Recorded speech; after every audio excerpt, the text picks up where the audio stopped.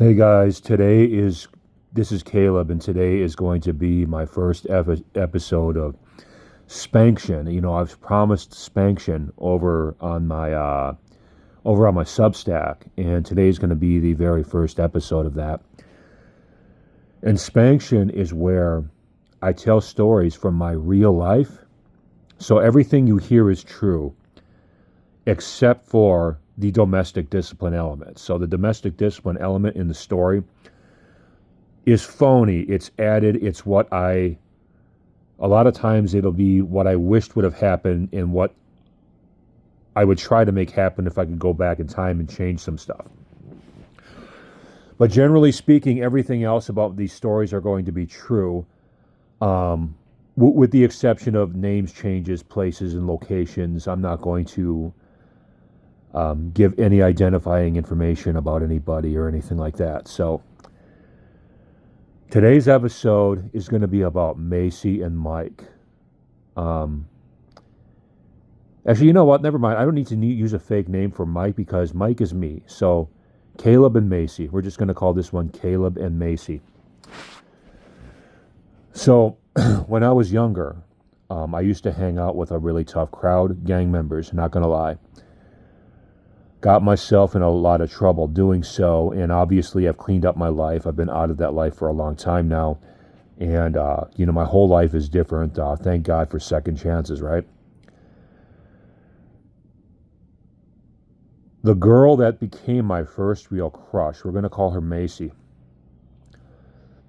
Now, to say Macy was fine would be an understatement. She used to wear, and this was the style of at the time, she used to wear these tank tops with showing her whole midriff, and she would wear these like farmer's bibs over it, and then they would be like these farmer's bib shorts.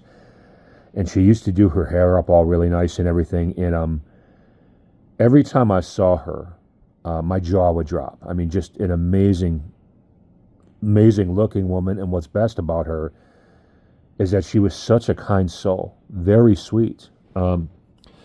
She loaned me money on several occasions. She hid me out from the police on several occasions. I mean, and she was so kind. I have no idea how she even got caught up in like the gang lifestyle, because she did not belong around us. She just didn't have that gangsterism in her. But she liked being around us, probably because, I don't know, the bad boy mentality thing or whatever. Maybe she was attracted to the bad boys. But I dated her on and off for a while. And so I'm going to tell you one particular story here.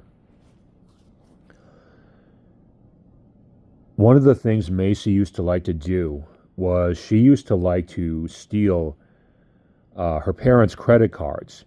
Now, back in the day, technology wasn't what it is today.